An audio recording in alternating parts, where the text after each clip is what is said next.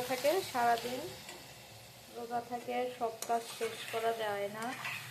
এখন রান্না করতেছি মেঘার জন্য, ওরা সবজি খায় না, আলু দিয়ে দেশি মুরগি রান্না করতেছি।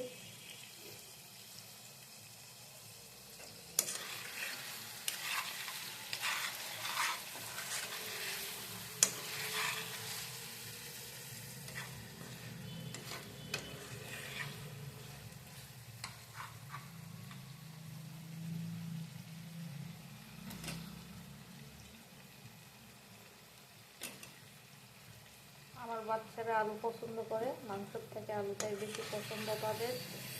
মাংসের থেকে যাবে কিন্তু আলু থাকবে না, এই হচ্ছে আমার বাচ্চাদের অবস্থা। আপনাদের সংসারে কেমন হয় কমেন্ট করে জানাবেন।